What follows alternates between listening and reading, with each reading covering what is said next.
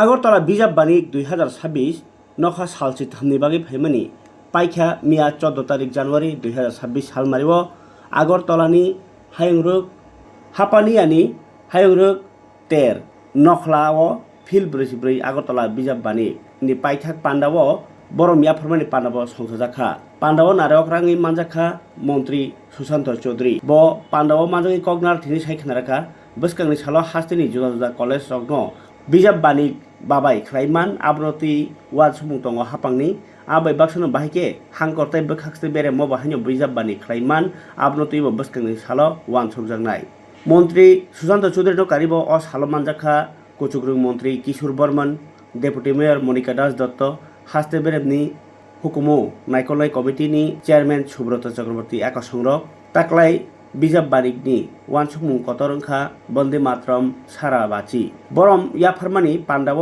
कबगनाय नारवायरगनि याति सकाय जाफारजाखा बिष्णुदेव स्मृति पुरस्कार हास्तेनि ककबरकनि मुंगरां सैक्रों रबायफां नरेंद्र देबबर्मान सलिल कृष्ण देबबर्मा सका दजाखा सुमंगल सेन मेमोरियल विजुअल आर्ट बरम जाखा सत्यराम रियांग एवार्ड अश्विनी कुमार विश्वास मेमोरियल एवार्ड रग याफाजाखा नारवायरगनि याक्ति जुदा जुदा सामुंग कुबुक रगनो आबनो कारिब जतनि सेरा लिटल मैगजीन दात्री मुख खुवाई बनबो याफाजाखा अरक खरसाइमानो लाइथांनाय 2 तारिख जानुवारी अ बिजाब बानिनो सेंग्रेबानि मन्त्रकरा प्रोफेसर डॉक्टर मानिक साहा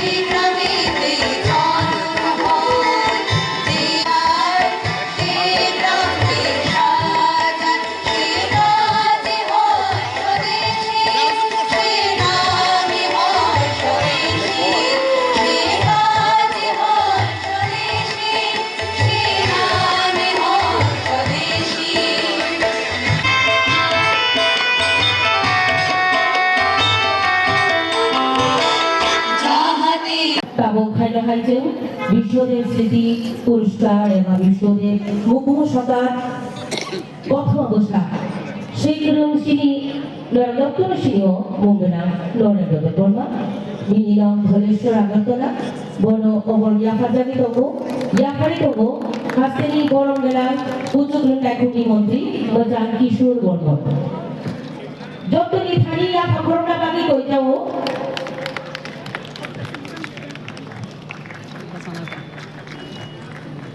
প্রত্যেক বছর 14 বছর ধরে বিশ্বদেব স্মৃতি পুরস্কার এই সম্মাননা প্রদান করা হয় এবছর এই সম্মাননা পাচ্ছেন শ্রী নরেন্দ্র দেববর্মা ধলেশ্বর আগরতলা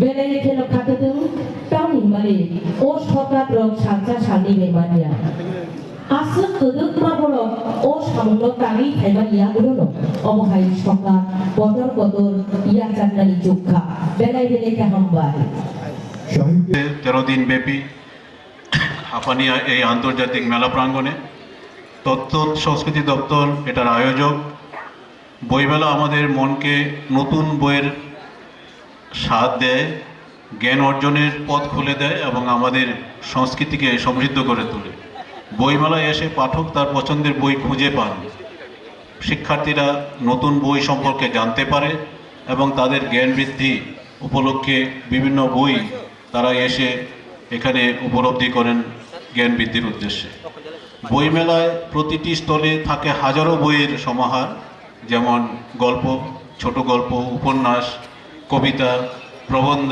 ইতিহাস বিজ্ঞান ধর্ম উন্নয়নমূলক বই শিশুদের বই যা পাঠককে আকৃষ্ট করে প্রতি বছর কয়েক লক্ষ মানুষের ভিড়ে আগরতলা বইমেলা বর্তমানে দেশের অন্যতম একটি বই মেলা হিসাবে সেটা স্থান লাভ করেছে বইমেলার সবচেয়ে বেশি আকর্ষণ হলো নতুন নতুন বই পাঠকের হাতের কাছে পাওয়া যায় সব বয়সের মানুষ বইমেলায় আসেন মানুষের ভিড়ে আগরতলা বইমেলা বর্তমানে মিলন ও সম্প্রীতির মেলায় পরিণত হয়েছে বেশি সংখ্যক ছাত্রছাত্রীরা যাতে বইমেলায় অংশগ্রহণ করতে পারে সে লক্ষ্যে গতবার থেকে মেলার সময়সূচি পরিবর্তন করে আগরতলা আমরা জানুয়ারি মাস থেকে সেই মেলা এখানে শুরু করেছি এবছর 44তম আগরতলা বইমেলা গত জানুয়ারি 2 তারিখ থেকে শুরু হয়েছে যার উদ্বোধন করেছেন আমাদের রাজ্যের মাননীয় মুখ্যমন্ত্রী প্রফেসর ডাক্তার মানিক সাহা। আপনারা জানবেন যে এবারের যে বইমেলার থিম সেটা হচ্ছে বন্দে মাতরম। বন্দে মাতরমের 150 বছর অর্থাৎ 60 বছর চলে গেছে, রচনা হয়েছিল। সেটাকে গুরুত্ব দিয়ে আমরা যে অর্গানাইজিং কমিটি, স্টিয়ারিং কমিটি, তাদের উপদেষ্টায় আমরা বন্দে মাতরমকে থিম হিসাবে রেখেছি। এই কয়দিন ব্যাপক এই থিমকে আরও বেশি প্রসার ঘটেছে। আপনারা জানবেন যে এটা একটি যথার্থ সম্মাননা দেওয়া হয়েছে এবং এবছর 2025 থেকে শুরু হয়েছে যে 4টি ফেজে বন্দে মাতরমকে সেটা প্রচার প্রসারের জন্যে বিভিন্ন কার্যক্রম সরকারি পর্যায়ে, বেসরকারি পর্যায়ে নেওয়া হয়েছে এবং প্রথম পর্যায়ের কাজ আমরা গত 2025-এই শেষ করেছি। দ্বিতীয় পর্যায়ের কাজ এই মাসের 21 থেকে শুরু হবে। তো বইমেলাকে সুষ্ঠুভাবে আয়োজনের লক্ষ্যে একটি অর্গানাইজিং কমিটি এবং স্টিয়ারিং কমিটিও গঠন করা হয়েছিল। তাদের বিভিন্ন উপদেশ আমরা গ্রহণ করেছিলাম এবং তারা আমাদের একটা সহায়ক ভূমিকা কাজ করেছে। তাদেরকে অভিনন্দন এবং ধন্যবাদ জ্ঞাপন করছি আমার প্রারম্ভিক বক্তব্যের মাধ্যমেই, কারণ ধন্যবাদের আর সুযোগ হয়তো আমি পাবো না, কারণ এরপরে অন্য অন্য কার্যক্রম আমাদের শুরু হবে। অন্যান্যবারের মতো এবারের বইমেলায়ও সেমিনার, কবি সম্মেলন, কবি যে বই প্রকাশ, কুইজ, আলোকচিত্র প্রদর্শনী এবং সাংস্কৃতিক অনুষ্ঠানের আয়োজন করা হয়েছে। তাতে সমাজের বিশিষ্টজনেরা অংশগ্রহণ করে সাহিত্য, শিল্প, সংস্কৃতি এবং সমাজের নানা দিক আলোচনা করেছে। 13 দিনব্যাপী বইমেলায় গ্রন্থপ্রেমিকদের যাতায়াতের জন্য আগরতলার বিভিন্ন প্রান্ত থেকে বিনা ভাড়ায় বাস পরিষেবা এই বছরও আমরা সেখানে বজায় রেখেছি। বইমেলায় প্রতিদিন সন্ধ্যায় রাজ্যের বিভিন্ন জেলার শিল্পীগণ সাংস্কৃতিক অনুষ্ঠানে অংশগ্রহণ করেছেন এবং হয়তো বইয়ের বিক্রি হবে, তাতে প্রায় 1,60,00,000-এর কাছাকাছি হয়তো এই ফিগার গিয়ে দাঁড়াবে। গতবারের তুলনায় আশা করি এটা আরও বেশি বৃদ্ধি। এছাড়া এখানে যে বিভিন্ন সুযোগ দেওয়া হয়েছিল, তাতে করে যেমন ধরুন বই যে প্রকাশ করা হয়েছিল, প্রকাশনা 209টি বই প্রকাশনা করা হয়েছিল এই বইমেলার মাধ্যমে। 485 জন কবি বিভিন্নভাবে এখানে অংশগ্রহণ করেছিলেন আমাদের যে সাংস্কৃতিক এবং বিভিন্ন অনুষ্ঠানের মাধ্যমে। 18টি সেমিনারের আয়োজন করা হয়েছিল। তাছাড়া ইউনিভার্সিটি লেভেল যারা ছাত্রছাত্রী রয়েছে তাদের জন্য ডিবেটের এখানে ব্যবস্থাপনা করা হয়েছিল। কলেজ লেভেল স্টুডেন্ট যারা আছে তাদের এক্সটেম্পোর স্পিচের এখানে আয়োজন করা হয়েছিল। তাছাড়া কুইজ কম্পিটিশন, স্কুল ছাত্রছাত্রীদের মধ্যে কুইজ কম্পিটিশনের ব্যবস্থাও করা হয়েছিল। কালচারাল যে অনুষ্ঠান হয়েছিল তাতে আমাদের এই বছরের বইমেলায় 1274 জন এরকম বিভিন্ন অনুষ্ঠানে সোলো, গ্রুপ, সং এবং ডান্স এবং বিভিন্ন ধরনের অনুষ্ঠান, ফোক সং ইত্যাদি ট্র্যাডিশনাল সব মিলিয়ে 1274 জন সেখানে অংশগ্রহণকারী বা কারিনীগণ ছিলেন। ফটো গ্যালারিতে 69 জন সেখানে সেকশন সম্মাননা জ্ঞাপন ওনাদের উদ্দেশ্যে করা হবে। লালন পুরস্কার, বিশ্বদেব স্মৃতি পুরস্কার, সলিল কৃষ্ণ দেববর্মা স্মৃতি পুরস্কার, রাধামোহন ঠাকুর স্মৃতি পুরস্কার, দৌলত আহমেদ স্মৃতি পুরস্কার, বেস্ট লিটিল ম্যাগাজিন সত্যরাম রিয়াং স্মৃতি পুরস্কার, অশ্বিনী বিশ্বাস মেমোরিয়াল পুরস্কার, সুমঙ্গল সেন স্মৃতি পুরস্কার, অজিত মজুমদার স্মৃতি পুরস্কার। আর বেস্ট স্টল হিসাবে আমরা ফার্স্ট, সেকেন্ড, থার্ড এরকম স্টলের জাজমেন্ট যেটা হয়েছে তা সেই হিসাবে 3টি স্টলকে আমরা ফার্স্ট, সেকেন্ড, থার্ড হিসাবে পুরস্কৃত করা হবে।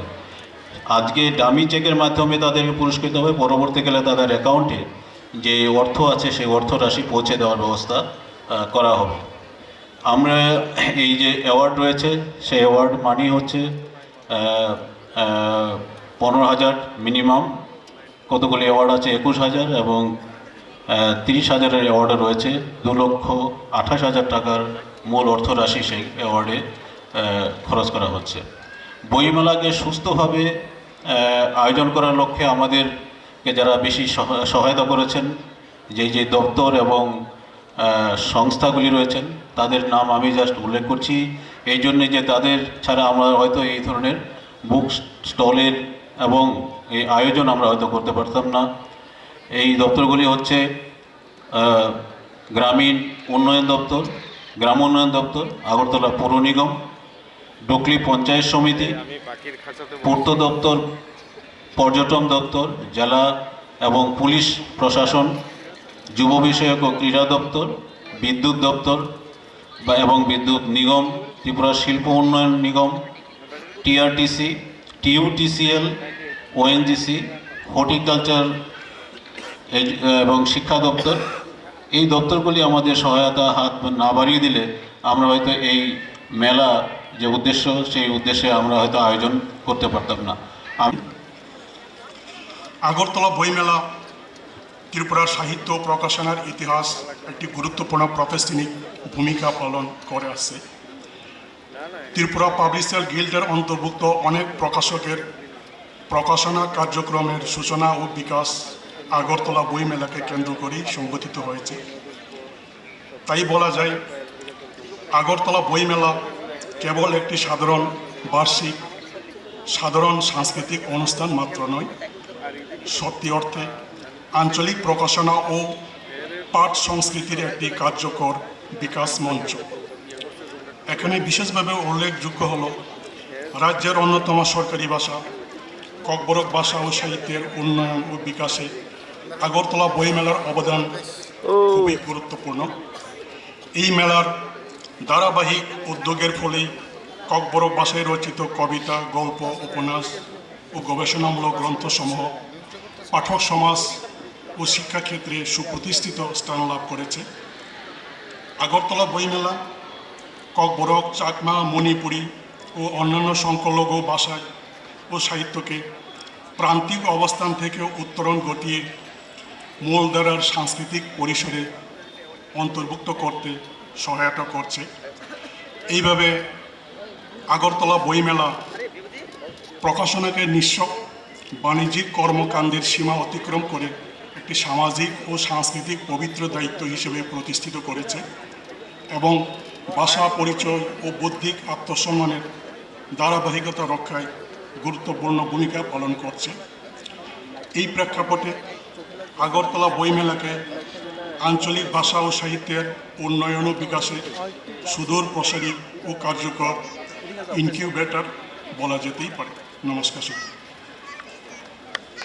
এখানে অনেক বক্তারা আছেন। এই 12 দিনের মেলায় রাজ্যের বিভিন্ন মহকুমা থেকে যারা এসছেন অনুসন্ধানশীল পাঠক সমাজ, তাদের থেকেই অনেকেই এসে জিজ্ঞাসা করছেন আমাদের মহকুমায় কবে হবে, আমাদের জেলায় কবে হবে। প্রত্যেকে আমরা যেমন রাজ্যভিত্তিক মেলার জন্য মুখিয়ে থাকি, তেমনি জেলা এবং মহকুমার অনুসন্ধানশীল পাঠকও মুখিয়ে থাকেন আমার এলাকায় কখন মেলা হবে। তবে রাজ্য সরকারের দৃষ্টি আকর্ষণ করছি মাননীয় মন্ত্রী মহোদয় সাংবাদিক বন্ধুদের উদ্দেশ্যে যেন রাজ্য সরকারের দৃষ্টি আকর্ষণ করে যেন মফস্বলের মেলাগুলো অর্থাৎ জেলা বা মহকুমা ভিত্তিক মেলা করার জন্য যেন সহসা উদ্যোগ গ্রহণ করা হয়। পাশাপাশি আরেকটি বিনম্র অনুরোধ করছি, এই সুন্দর একটি মনোরম পরিবেশ এর বিকল্প কিন্তু রাজ্যে কোথাও নেই। এই মেলাকে আরও মননশীলতার সঙ্গে পাঠকের হাতে পুস্তক দেওয়ার স্বার্থেই আমি অনুরোধ করব এই মেলা চলাকালীন সময়ে আগরতলা শহরের মূল কেন্দ্রে যেন আর কোনো মেলা করা না হয়, এটা আমার বিনম্র নিবেদন থাকবে। এটা এখানকার পাঠক সমাজের মতামত, এখানকার যারা এসছেন অংশগ্রহণ করেছেন প্রকাশক তথা পুস্তক বিক্রেতা সমাজ, তাদেরই বার্তাটা আমি তাদের মাধ্যমে তাদের কাছে আমার মাধ্যমে আমি রাজ্য সরকারের কাছে দৃষ্টি আকর্ষণ করে অনুরোধ করছি, সে ভবিষ্যতে সেটা আমরা দেখি।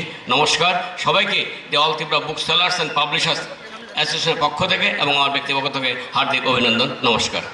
আমরা ওই লোকদেরকেই দেখি যারা বিদ্বান, লেখক, পাঠক, এখানে কবি, সাহিত্যিক, চিন্তন মননশীল, ইন্টেলেকচুয়াল, বুদ্ধিজীবী এবং বিভিন্ন স্কুলের কলেজের ছাত্রছাত্রীরা। এইরকম বইমেলা আমরা ছোটোবেলা থেকে দেখেছি। সেই 1983 সালে, তখন আমার মনে হয় বইমেলার দ্বিতীয় বৎসর ছিল।